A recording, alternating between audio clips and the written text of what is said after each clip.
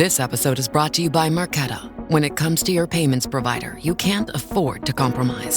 Marqeta's modern payment solutions flex with your business without the trade-offs. Stable and agile, secure and innovative, scalable and configurable. If they say you can't have it all, don't believe them. Your business demands more. Choose a payments provider that delivers more. Choose Marqeta. Visit marqeta.com/Spotify to learn more.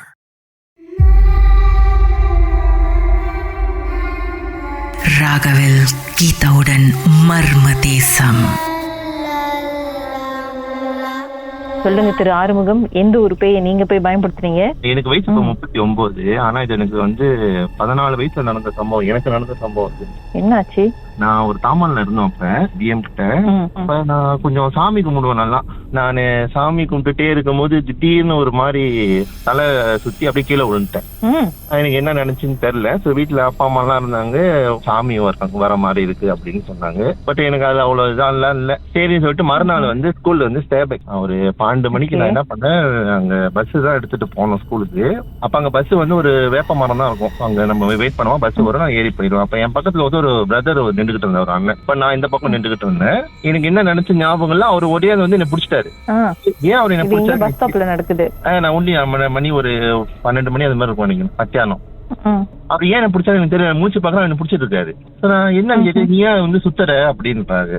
அப்ப நான் ஏன் சுத்த போறேன் எனக்கு புரியல. ஆனா நீ என்ன விளையாடுறேன்னு அப்படி அவர் ஏச ஆரம்பிச்சிட்டாரு. நான் என்ன பண்ணேன், அவருக்கு பயந்துட்டு நடந்து வந்துட்டேன் வீட்டுக்கு. கொஞ்சம் ஒரு ரோடு கிராஸ் பண்ணா வீடு வந்துடும். நடந்து வர அப்படியே எனக்கு ரொட்டேட் ஆகுது, அப்படியே சுத்துறேன் நான் சொந்தமாவே. அப்படியே பாடி சுத்தி கீழே விழுறோம், நடக்க முடியல.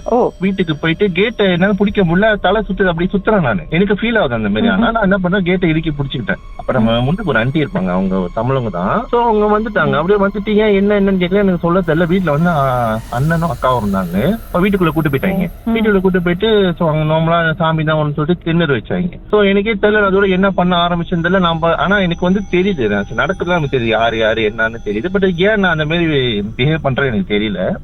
நான் அப்படியே ஒரு மாதிரி ஆட ஆரம்பிச்சிட்டேன். இந்த சந்தன் பூஜையில அந்த ஆடுவாங்கல்ல, எனக்கு அந்த மாதிரி ஆடிலாம் பழக்கம் இல்ல. பட் நான் ஏதோ ஒரு ஸ்டெப் போட்டு ஆடிக்கிட்டு இருக்கேன். அப்போ கொஞ்ச நேரத்துல அது உனக்கு அப்புறம் என்ன சொல்லிட்டாங்க, இல்ல இது சாமி மாதிரி தெரியல அப்படின்னு சொல்லிட்டு ஒரு சாமான தமிழவங்க நிறைய பேர் இருக்காங்க. சோ வீட்டு முழுக்க ஆள் கூட்டிட்டாங்க. நம்ம அம்மாவும் அப்பாவும் அவங்க வேலை இடத்துல இருக்காங்க. சோ அவங்க முன்னுக்கு பக்கத்துல ஒரு ஃபேக்டரி தான். சோ அவங்க வரைக்கும் நியூஸ் போயிருச்சு. ஆனா தாமானே வீட்டு வாசல்ல இருக்காங்க. அந்த தாமான்ல நான் இருக்கிறதே யாருக்குமே தெரியாது. அன்னைக்கு ஒரு நாள் ரொம்ப ஃபேமஸ் ஆயிட்டா. அப்ப அங்க ஒரு தலைவர் மாதிரி ஒருத்தர் இருப்பாரு. அவர் உள்ள முந்து அவர் ஏதோ சாமி இது பண்ற மாதிரி ஏதோ பண்ணாரு. பட் நான் அவர்கிட்ட அவர் கம்யூனிகேட் பண்றேன், பேசுறேன். நான் சொல்றேன் அவர்கிட்ட, என்ன பேசுறேன், இது நான் பின்னாடி இருக்கேன், நான் அங்க இருந்தா வரேன் அப்படின்னு சொல்லிட்டு. அப்போ நீ இடத்த காட்ட முடியுமா அப்படின்னு காட்டுறேன்னு சொல்லிட்டு எனக்கு தெரியுது. நான் பாட்டு ரோட்ல நடக்குறேன். சார் காலைல திருப்பூர் இல்ல, இவங்க எல்லாரும் என்ன ஃபாலோ பண்றாங்க. ஒரு பெரிய கூட்டமே ஃபாலோ பண்ணுது. நான் நினைக்கிறேன் ஒரு கிலோமீட்டர் நடந்து போனேன் தாமான்ல. இதுக்கு நான் இருக்கிறதே தாமான்ல யாருக்குமே தெரியாது. நான் யார்கிட்டயும் அவ்வளவு பேச மாட்டேன். அன்னைக்கு ஒரு நாள் அந்த மொத்த தாமான் என்ன பாக்குது. நான் நடந்து போறேன். ஆனா நான் நடந்து போறேன். அந்த தாமான்ல எண்ட்ல ஒரு பால் அடைஞ்ச பங்களா ஒண்ணு இருக்கும். அது பாதிலே ஸ்டாப் ஆயிடுச்சு, ஒரு பங்களா வீடு. போயிட்டு அது உள்ள பூந்து அந்த செவரு ஏறி குதிக்கிறேன் உள்ளார, இங்கதான் இருக்குன்னு சொல்றேன். அப்ப அவங்க எல்லாம் என்ன பண்ணிட்டாங்க, இல்ல இது ரொம்ப இதா இருக்குது, வேணாம் அப்படின்னு சொல்லிட்டு புடிச்சிட்டு கொண்டு வீட்டுல வச்சுட்டாங்க. வீட்டுல வச்சுட்டு நானாவே இல்ல, நான் என்னமோ பேசுறேன், என்னமோ பண்ணிக்கிட்டு இருக்கேன். வீட்டுல எல்லாரும் அம்மா அக்கா எல்லாம் அழுவ ஆரம்பிச்சிட்டாங்க என்ன பார்த்தோன்னே, என்னாச்சு அப்படின்னு சொல்லிட்டு. எனக்கு என்ன பேசவும் முடியல. ஆனா ரெண்டாவது எனக்கு என்னன்னா, எனக்கு எனர்ஜியே இல்ல. எனக்கு அவ்வளவு நடந்து போயிருக்கேன், நான் ஒரு மாதிரி டான்ஸ் ஆடுறேன், எனக்கு எனர்ஜி சுத்தமா இல்ல. ஆனா ஸ்டில் நான் அதை ஆடிக்கிட்டு இருக்கேன், பண்ணிக்கிட்டு இருக்கேன். என்னமோ ஒண்ணு எனக்கு ஃபீல் ஆகுது, எனர்ஜில கண்ணுல தண்ணி ஊத்துது. பட் என்னால என்ன ஸ்டாப் பண்ண முடியல. அது அப்புறம் என்ன பண்ணாங்க, சரி அப்ப சாமி பார்க்க யாரோ ஒருத்தர் வந்தாங்க.